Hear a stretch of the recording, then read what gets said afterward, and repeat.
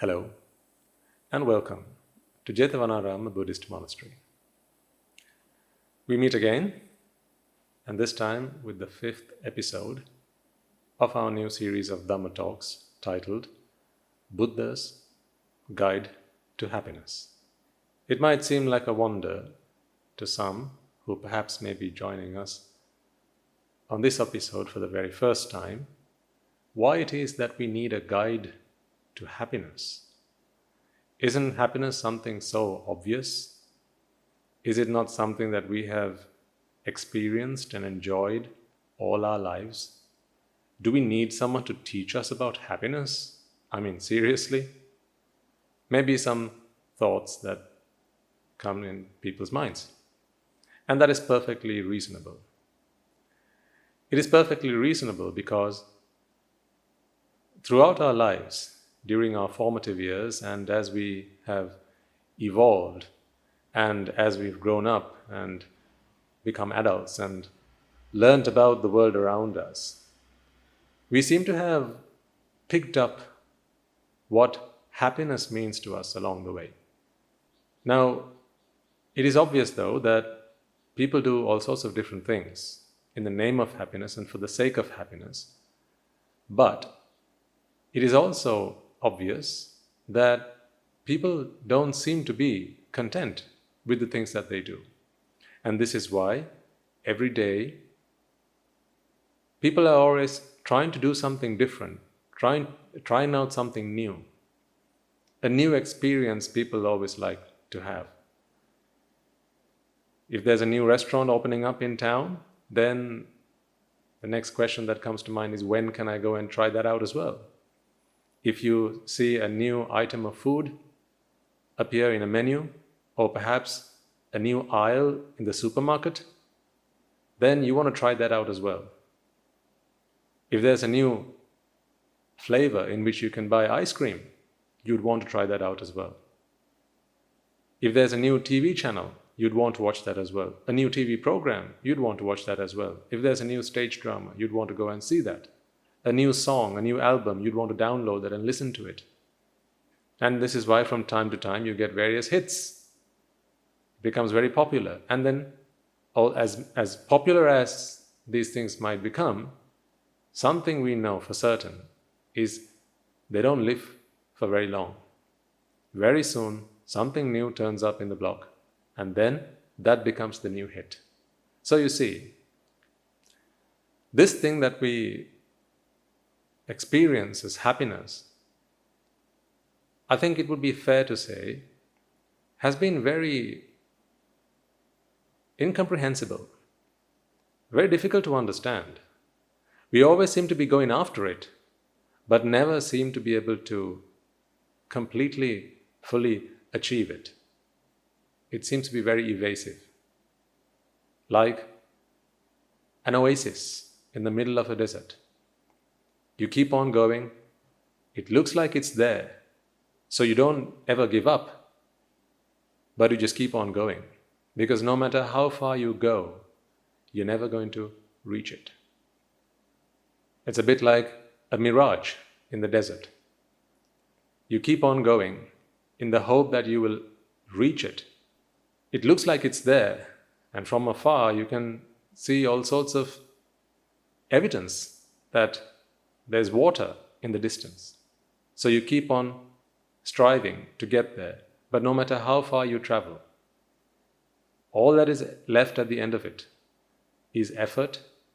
You're tired, exhausted, fatigued, and a never-ending hope simply keeps pushing you, driving you there, but something you never achieve.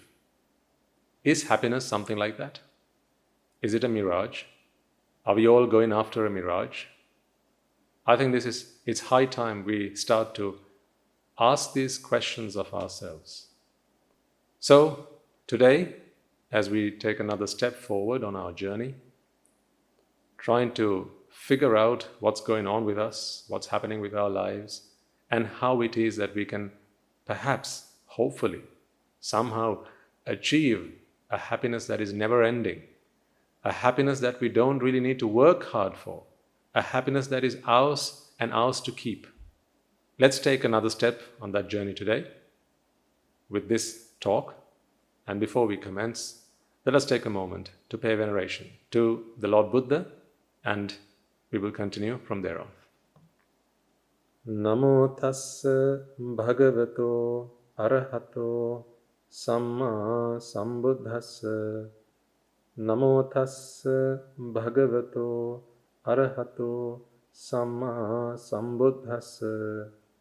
Namo tassa bhagavato arahato samma sambuddhassa.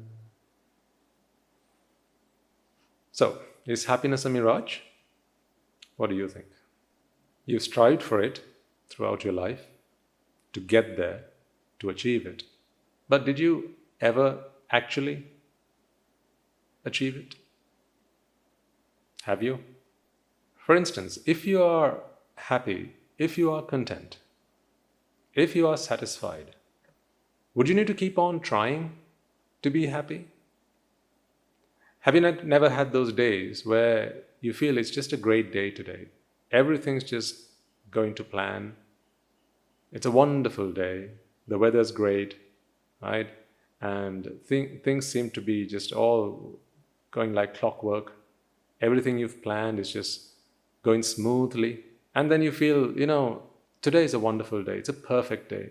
And I'm just so happy. And I'm just in a state of pure bliss. Almost every one of us have had days like that in our life. However, as much as we have days like that, we can be sure of one thing. Soon after, things will go haywire. This experience of pure bliss can be turned upside down the following day, or perhaps even a few moments after we have had that initial thought. So, it then becomes evident to us that the happiness that we seem to have accepted and that we have learned to live with is not something that is ours to keep. It is very transient, ever-changing. And so we seem to be always one step behind happiness. As soon as you achieve it, it seems to move a step forward. And then you run after it. And the moment you grab hold of it, it seems to escape. So you're always one step behind it, and it's always one step ahead. It's like the carrot tied to the donkey. It's always one step ahead, and the donkey is always one step behind it. But because the donkey can see the carrot, it never stops walking towards it. And so, at the end of any amount of time, all that has happened is the donkey tires out. It's exhausted. It's fatigued. Because it has made great effort to walk towards the carrot, being ever hopeful that it's one day going to be able to taste this carrot that smells so delicious. But never does the carrot get eaten, because never does the carrot fall into the donkey's hands. Is happiness something like that? We need to take a moment to think about this for ourselves, because, well, to be fair, we don't want to think of ourselves as donkeys now, do we? If you recall, in the previous week, we discussed a distinction between happiness and pleasure. Do you remember? I proposed to you, let us consider happiness to be something that is unconditional. Now, I'll be the first to admit it is not something that I have explained to you as yet in full detail. And right now you may even be suspicious, or you might be doubtful if something like that could ever exist. An unconditional happiness, happiness that is not conditioned, happiness that does not depend on various internal or external factors. Is that even possible?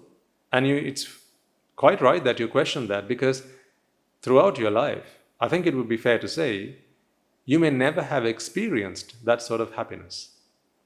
We took several examples in our previous talk, and I invited you to think along the same lines. And what became evident to us was that whenever we have experienced happiness in our lives, it has always required various factors to come in line, to organize themselves, with our effort or without our effort. Normally, usually, with our effort. But nevertheless, it has always required something to go to plan. Whose plan? Our plan. Something to be in the right order, right in line, just enough, and so on. So you see, our happiness has always been dependent rather than independent. And this is why I proposed to you last week. From here on, let us consider happiness to be something that is unconditional. And this may be pure theory right now, and that's perfectly fine. Let's leave that for now, because we will come to that very soon. And the distinction between that and the other kind of happiness, which is conditional happiness, is that, well, this is the happiness that we all so well know.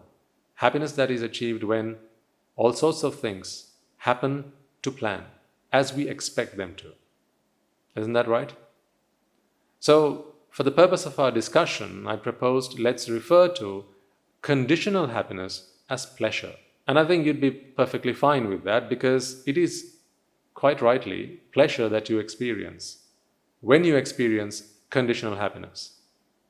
So, now we have two terms, unconditional happiness or simply happiness for the purpose of our discussion, and conditional happiness or pleasure for the purpose of our discussion. So let's proceed with that. Let's discuss a little bit more in detail about what pleasure is.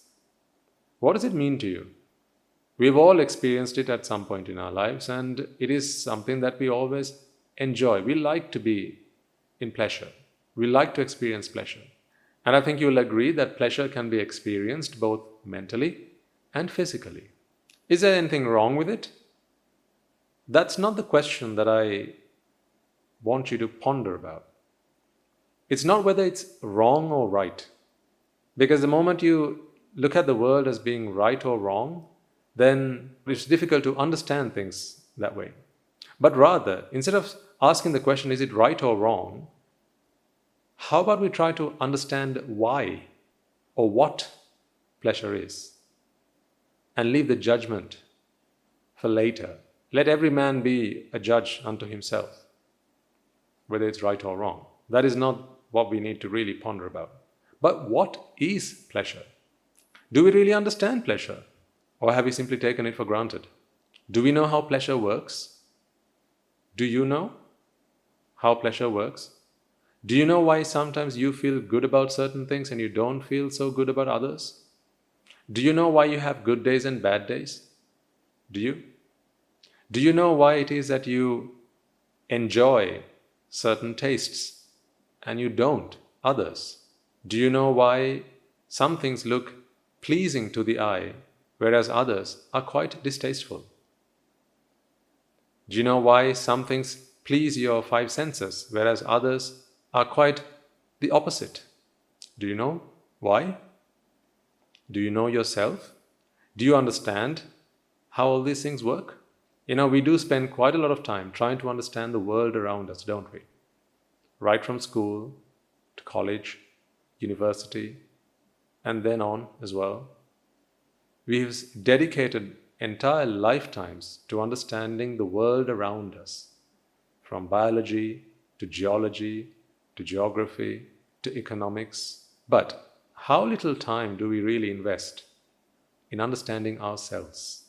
This is quite interesting, because our aim, our ambition is to be happy.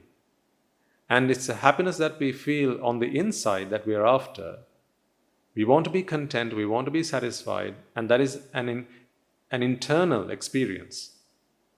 However, we'll seem to look for answers on the outside, don't we? Do you see the irony there? To keep ourselves happy, we seem to be looking for answers on the outside. What if the answer is really on the inside?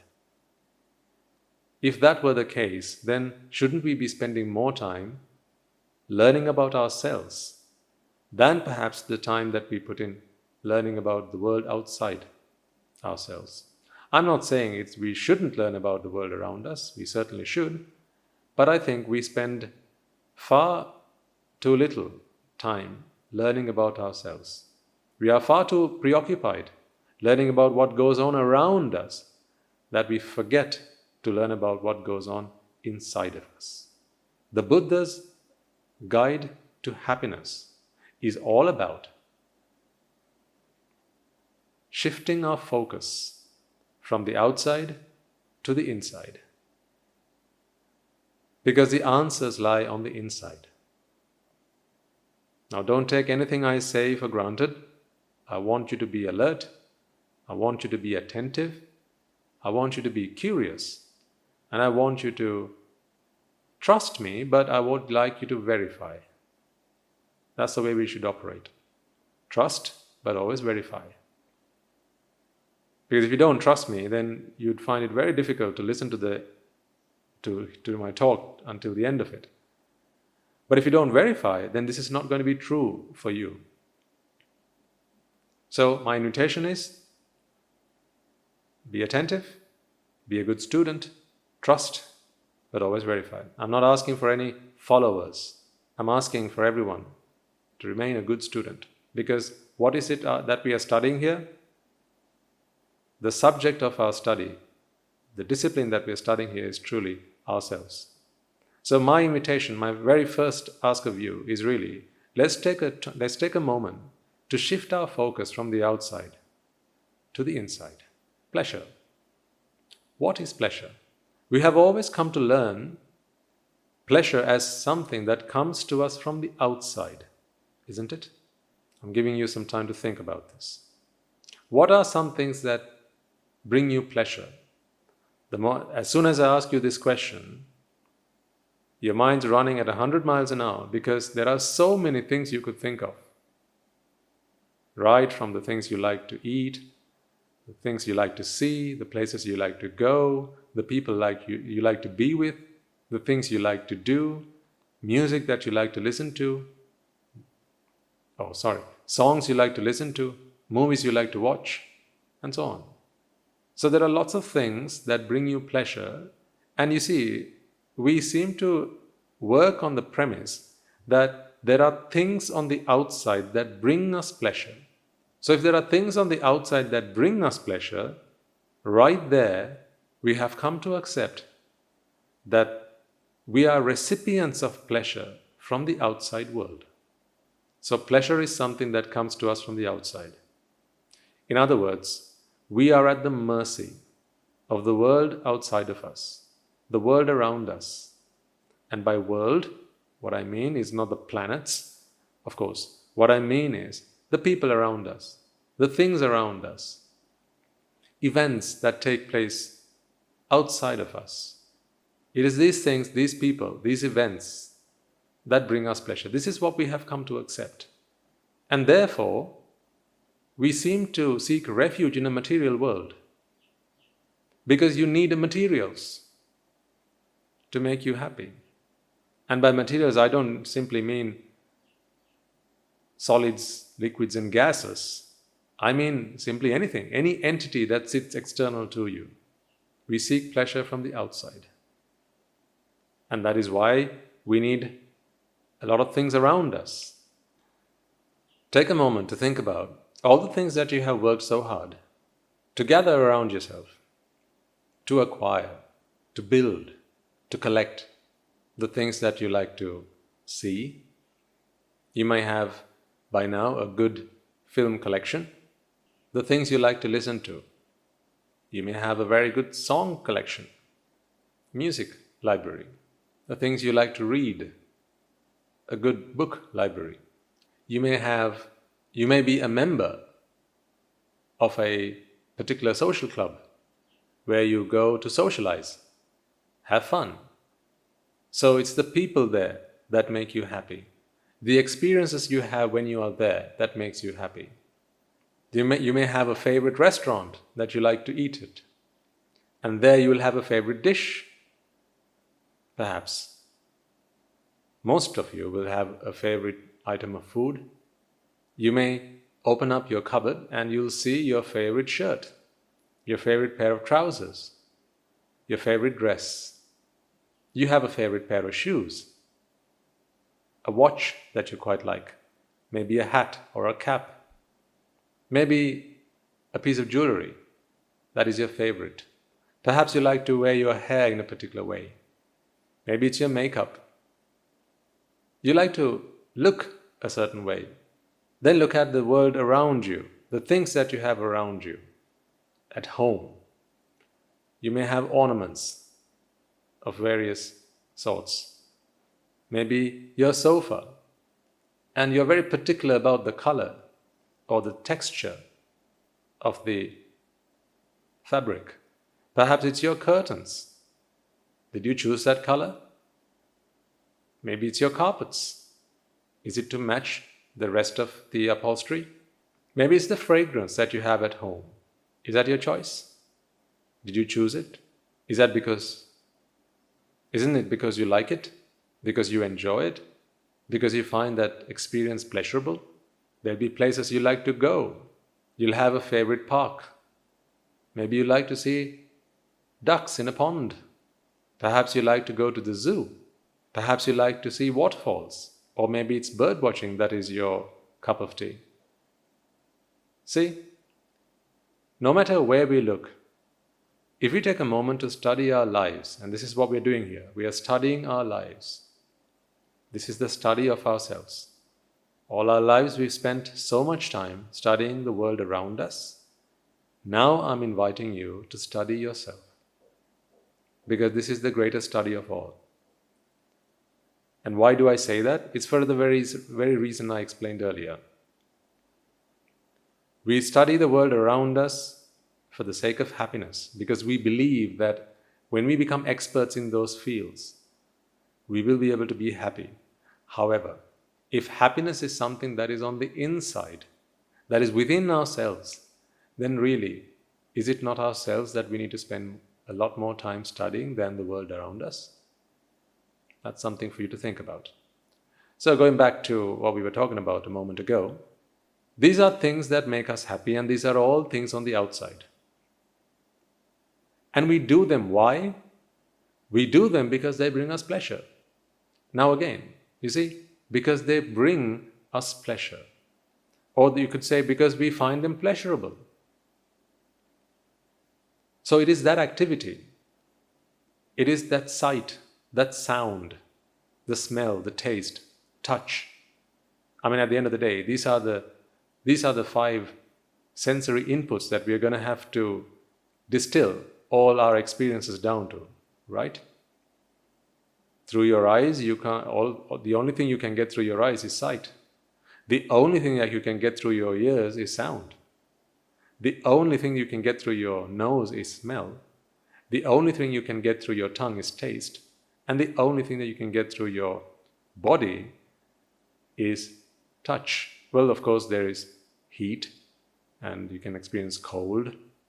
So temperature changes, pressure changes. Of course, there are receptors for all these sensory inputs. But at the end of the day, it's something that comes from the outside world, a sensory input. So no matter what we experience, they have to be distilled down to these 5 sense inputs: sight, sound, smell, taste, and touch. So when we say that we enjoy pleasure that comes to us from the outside world, this is why you like a chocolate ice cream. Why did it have to be a chocolate ice cream? Why could it not be a vanilla ice cream? I might ask you. And then you'll say, well, it's because it is chocolate ice cream that I like. Chocolate ice cream is my favorite. Chocolate ice cream is what brings me the most amount of pleasure. In other words, what you're saying is, chocolate ice cream has pleasure in it. And it is that pleasure that you are able to absorb from it when it touches your tongue. Isn't that right? I can show you a picture drawn by a world-famous artist. And you look at that and you say, wow, that's a beautiful picture. It's a very beautiful painting. And when you close your eyes, you don't feel the same. So you open your eyes and you look at it and go, wow, that's beautiful. So you see, you can be forgiven for thinking that it is the painting that has pleasure.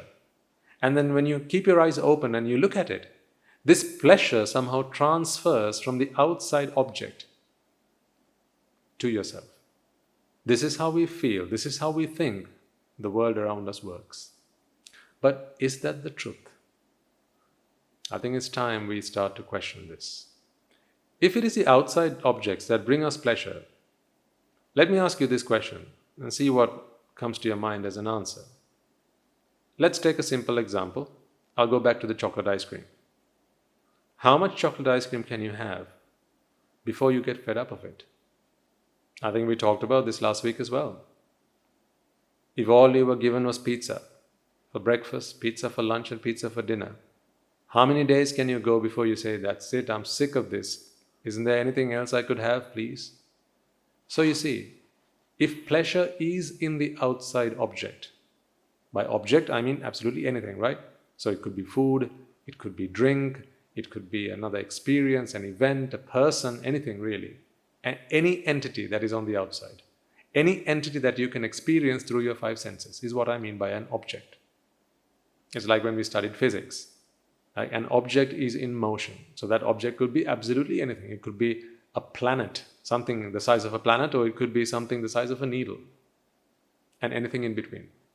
So if we work on the premise that pleasure is something that comes to us from the outside world objects, then how is it that we can get fed up of certain things? Almost all things we can get fed up after some point of having it in our lives. And we go into a mode of taking things for granted, don't we? Even if it's people, for instance. See, some people we yearn to be with, we long to be with. I'll take a typical example. Let's imagine a loved one. They have decided to travel to another country for some time, let's say for a few years. Now that departure is quite painful. It could be. So you cry, you weep, and you bid your farewells, and you say, please keep in touch, please write to me, please call me, and you say your goodbyes. And so they get on a jet and then they fly. Now, after a while, of course, you want to find out how they're doing. They want to keep in touch with you as well. So, the conversations, the letters, the messages, they become very endearing.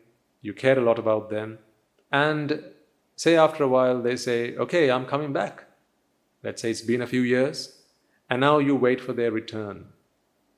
And upon their return, you might even go to the airport and wait upon them for their arrival. And when they arrive, you feel an intense sensation of pleasure. I mean, all you need to do is look in the arrivals lounge and you'll see exactly what I mean. People hug each other, they embrace each other, they hold hands, and tears of joy start to flood.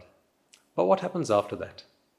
You take them home with you, right? And if you've been on the receiving end of this treatment, you will know exactly what I mean, as I have certainly in my life. As I said, this series of talks is based primarily on my experience in life and how I have used them to understand myself and how the world works. So, if you've been on the receiving end of this treatment, you'll know exactly what I mean. You'll be taken home and you'll be given top-class treatment, right? First-class treatment. And everyone's just so nice to you. They speak to you in just very loving words, very endearing terms, and they attend to every little need of yours to make sure you're fed, to make sure you're happy, to make sure you're content, and to make sure that everything you need is only a call away. But what happens eventually? What happens gradually? A few days pass, a few weeks pass, and what happens? Your presence becomes a very normal thing. All those niceties, all those endearing terms, all those hugs and embraces and smiles, and all the time that they had for you, very soon start to wither away. And pretty soon you become a very normal person in their presence. your presence becomes a very normal thing to them. And then, no more first-class treatment. I'm not saying people do this because they're vile or that people do this because they're bad people. Not at all. I'm just trying to explain to you why things happen the way they do. These Dhamma talks are to help us understand why things happen the way they do around us, not so much to try and change them. I hope you'll remember that for as long as you remain connected to these talks. The purpose of these talks is to help us understand why things happen the way they do. It is to understand the logic behind them, to be able to reason them. Most of the time, we find those events disturbing, painful, when we can't understand why they happen the way they do. So normally, we have an issue with what has happened only when we don't understand why it has happened. But the moment you understand why something has happened, then usually you're all right with what has happened because you understand this is the way it was meant to be. So I'm asking you to consider these experiences that you will have, most of you will have had in your life, and to try and explain them using what you learn through these talks. So why is it after a few days, after a few weeks, that first-class treatment simply does not prevail?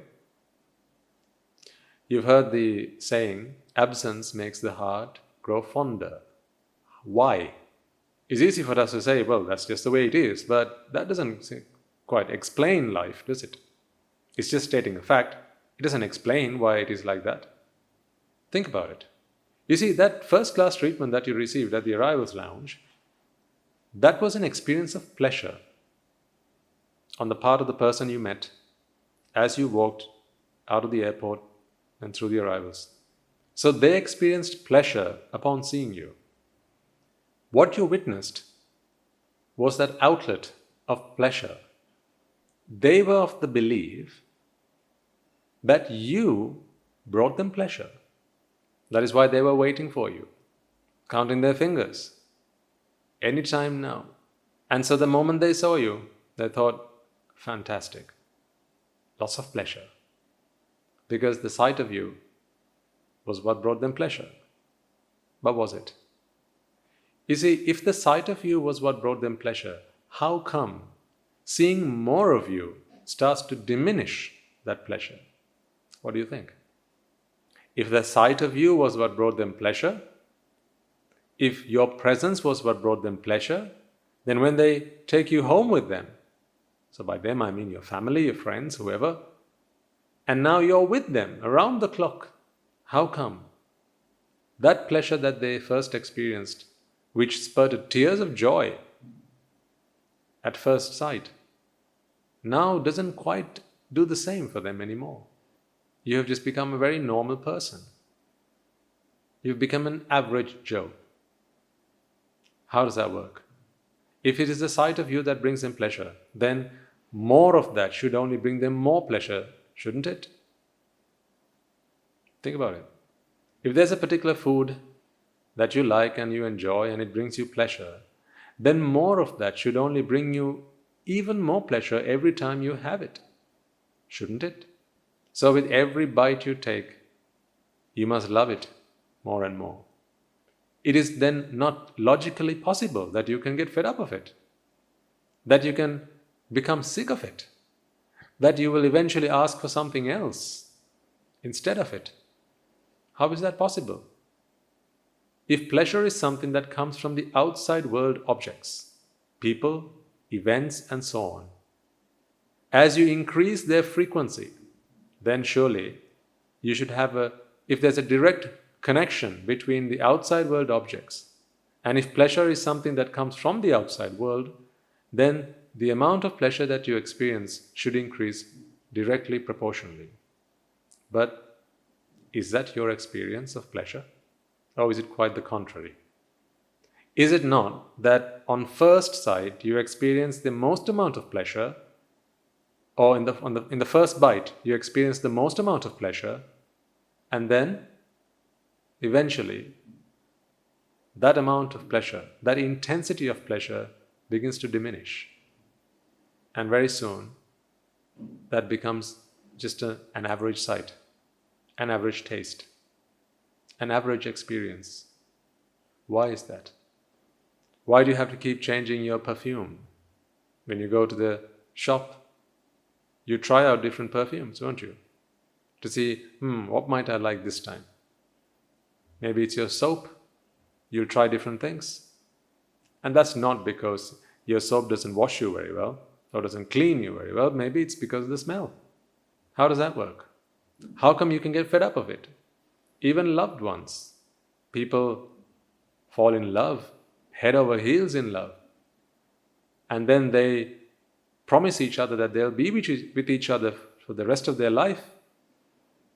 And then they actually start to be with each other in the hope of being with each other for the rest of their lives. But what happens soon after? Do you always feel the same way about the same person every day? Something that is beautiful today can soon become an eyesore. You can get fed up. What is beautiful today may be ugly tomorrow.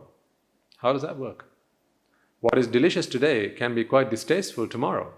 How does that work? Think about it. So then is it possible that these outside world objects can bring you pleasure?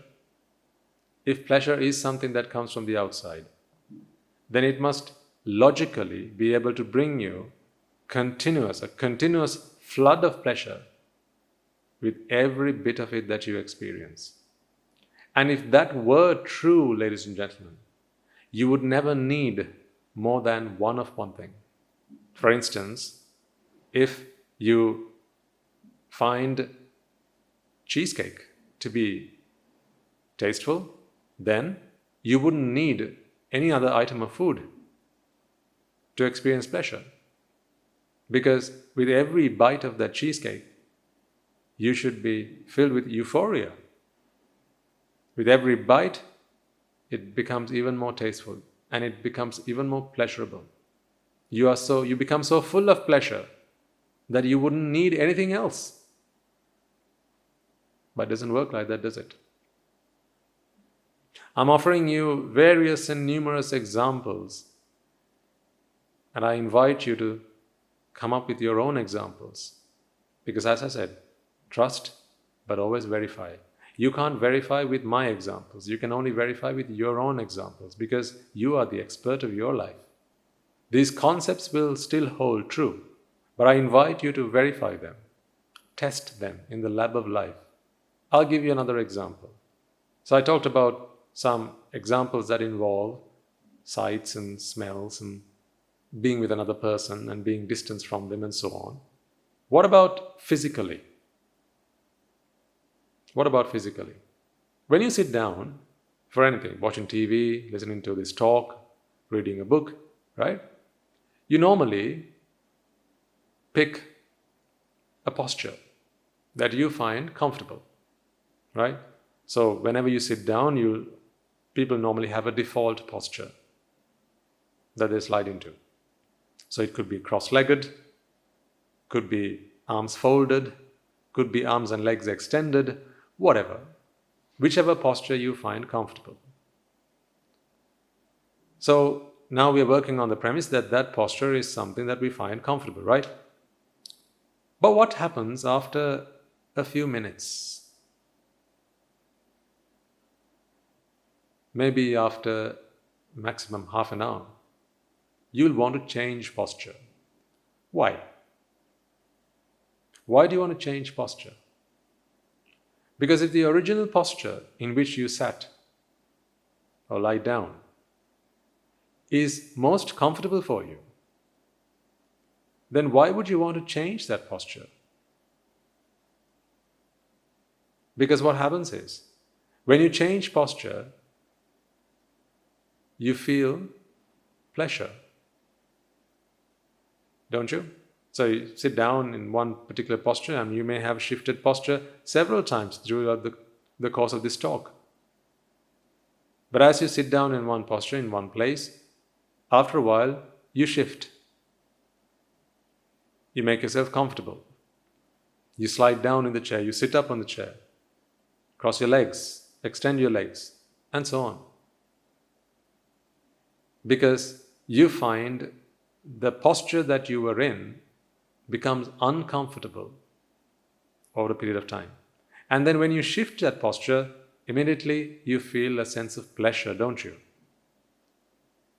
So, if pleasure is in the posture that you sat in initially, then remaining in that posture should continue to flood you with pleasure. So the longer you sit in that posture, the longer you should be able to experience pleasure. And pleasure should just continue, be a continuous feed of pleasure. But it doesn't work like that. In fact, the most amount of pleasure you feel is at the moment of changing posture. Try it out just now. If you change your posture right now, you'd say, let's change my posture to something a bit more comfortable. Right? So a bit more comfortable. So when you change posture, that is more comfortable, that is more pleasurable than the one you were in a moment ago. But for how long? Not for very long. Doesn't that tell us something? It tells us that comfort or pleasure that is associated with comfort is not in the posture. That is why as you shifted posture, you felt comfort, you felt pleasure, but pretty soon it's not going to be pleasurable anymore. And then, as that pleasure starts to diminish, you will need to change posture again, in much the same way that you had to do when it came to experiences that you received through the other senses, such as eyes, ears, nose, tongue.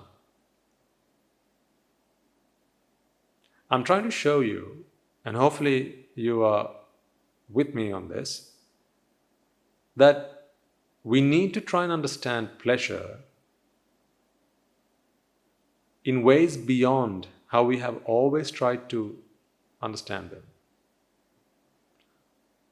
Today, my intention is simply to get you to start thinking about it. We will discuss this in more detail as we go forwards on our journey. And I know this might be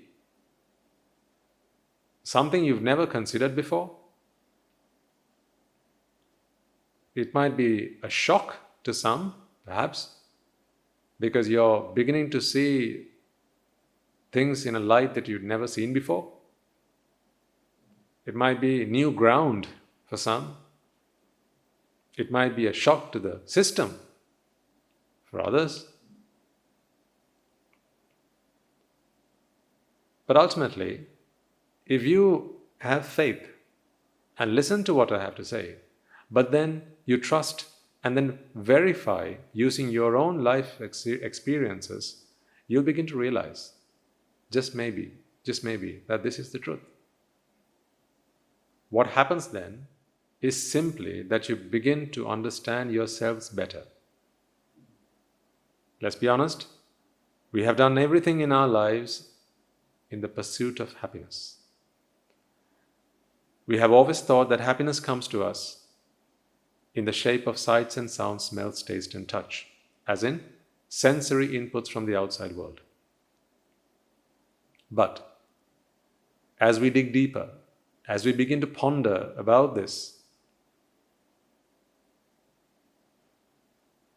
it begins to dawn upon us that maybe, just maybe, there's another version of the truth.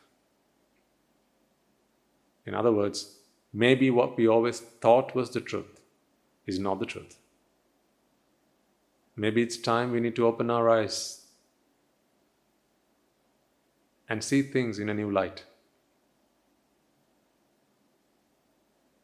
Perhaps pleasure is overrated.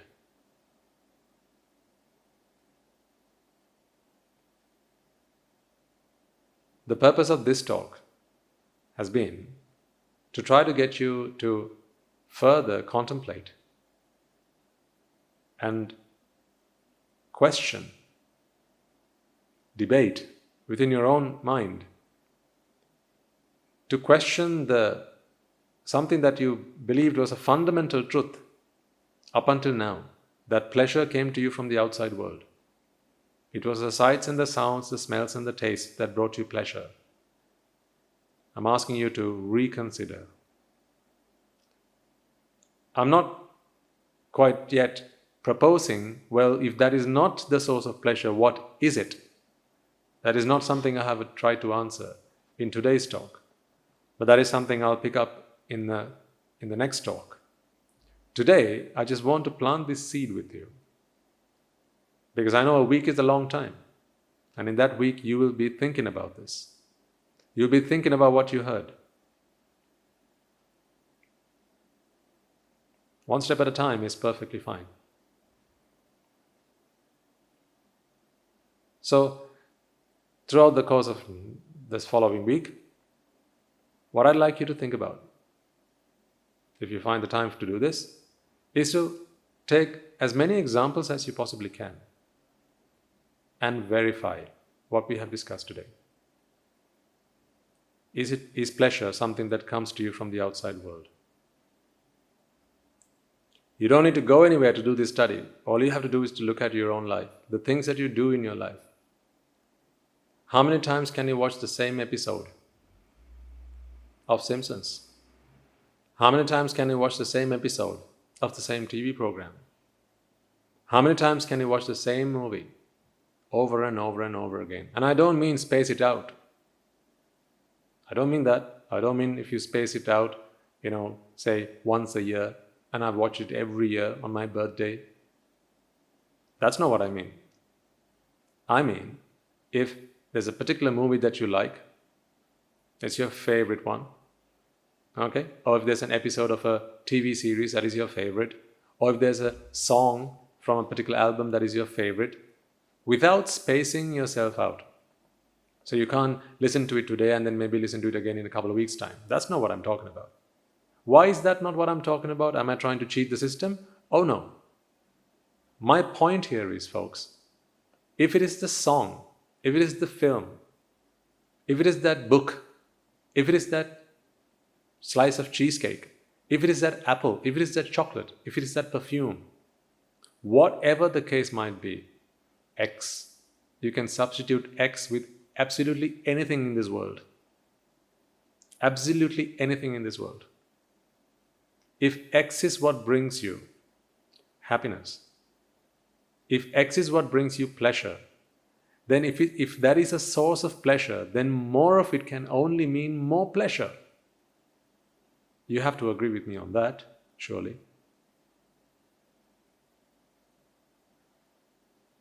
But does our experience agree with that? Theoretically, that seems to be true.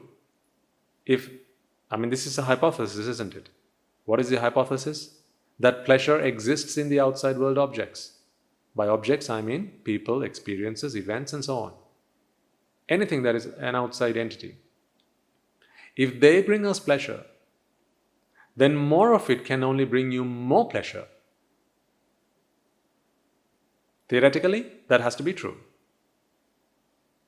If the hypothesis that pleasure exists in the outside world objects is true, then more of it can only bring you more pleasure. But does that agree with your life experiences? Or is it the opposite that is true? Meaning, there's only so much of something that brings you pleasure, after a while, you get sick of it, tired of it, enough of it. Anything that is tasteful, after a little while becomes distasteful. Isn't that so? If that were the case, and if that is the case, seems like that is the case, if that is the case, then is our hypothesis that pleasure is in the outside world objects, can we accept that as being true? Or will we have to reject it and look for an alternative truth? In the course of next week, I'd like you to think about this and continue to ask yourself this question: is it in the outside world objects?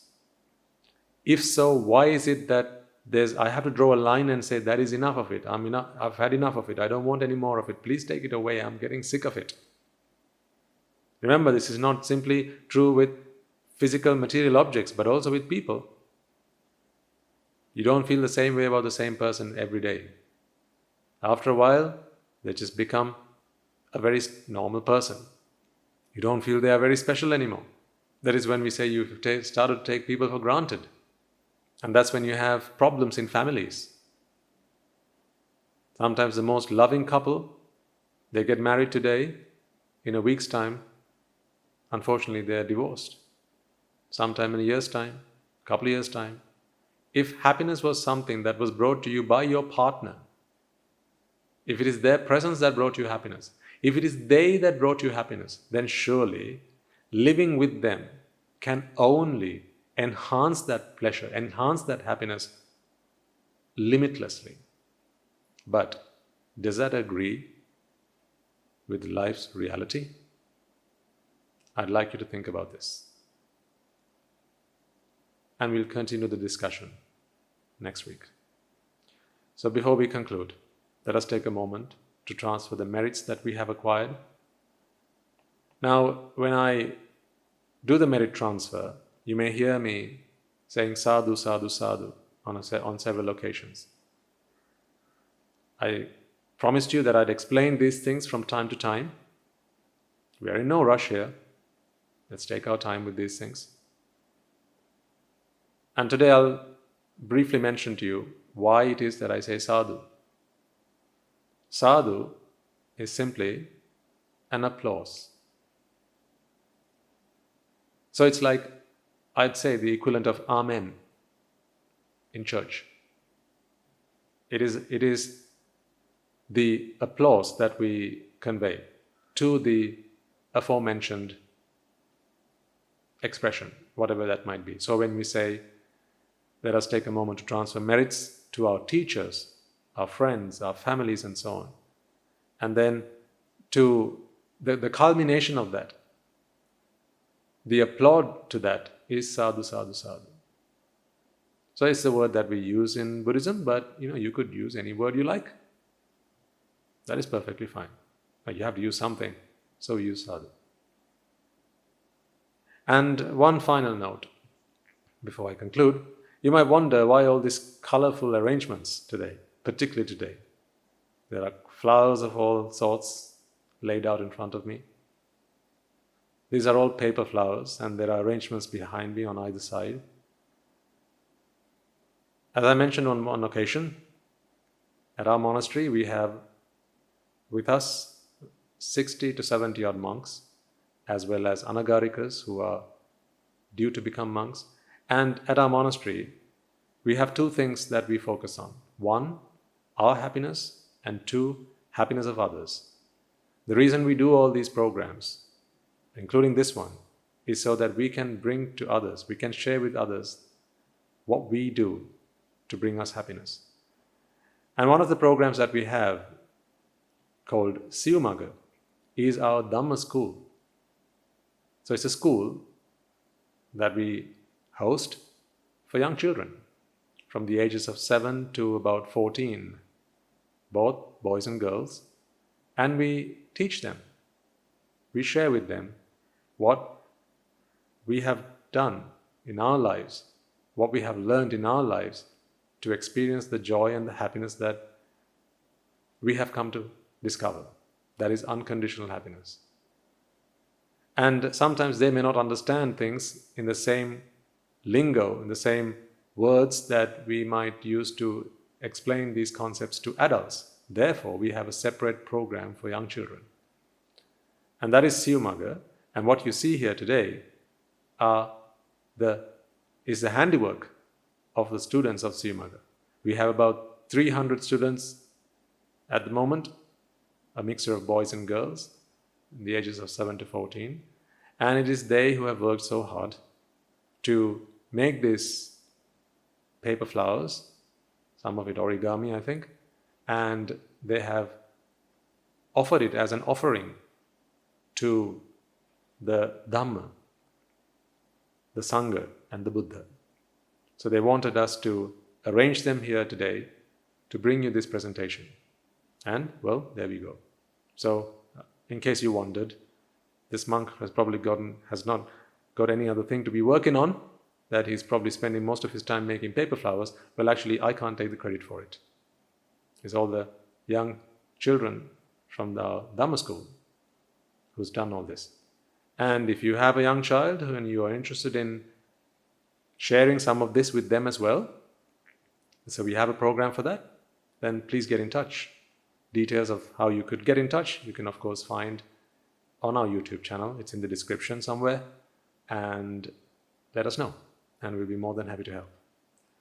That's just a tiny bit of information about what we do at the monastery. As time goes, I'll be able to share more with you as well.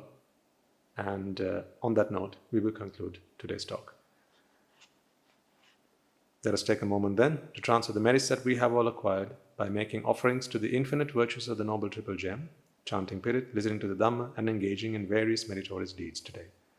First and foremost, let us remind ourselves how incredibly fortunate we are to be in receipt of the Lord Buddha's teaching, and with immense gratitude, let us transfer these merits to the bhikkhus and bhikkhunis, upasakas and upasikas, who since time immemorial have protected and preserved the sublime teachings of the Buddha and passed it down through the generations of the noble lineage in the form of the Tripitaka, which is thankfully available to us today to study, understand, and comprehend the Dhamma. Let us also transfer merits we have acquired to all the members of the Mahasangha present throughout the world, including the chief prelates of all of the chapters who have dedicated their lives to the noble path and have committed themselves towards the betterment of all sentient beings. Let us not forget that among them are the monks and nuns resident in your local temples and nunneries who have always been by your side through thick and thin, come rain or shine. Let us also transfer these merits to our teachers and all other monks resident at this monastery, as well as the anagarikas and anagarikas attached to the monastery. Let us also take a moment to transfer these merits and express our gratitude to those who make great efforts to disseminate the teachings of the Buddha, be that by transliterating these sermons, sharing them out with others, or inviting others to join them. And may, through the power of these merits, if any of them have been born in the woeful plane, redeem themselves and be born in the blissful plane. And may, through the power of these merits, they abstain from the unmeritorious deeds, fulfill the meritorious deeds, fulfill the noble eightfold path, and attain the supreme bliss of Nibbana. Sadhu, sadhu, sadhu. Let us also transfer merits we have acquired to our devotees and friends of the monastery, who for the sake of merits continue to sustain the Mahasangha. This includes everyone from those of you who have contributed to the construction of the monastery, to those of you who provide the Mahasangha with shelter, alms, robes, and medicines, as well as those who have passed on their know-how and continue to extend their well wishes.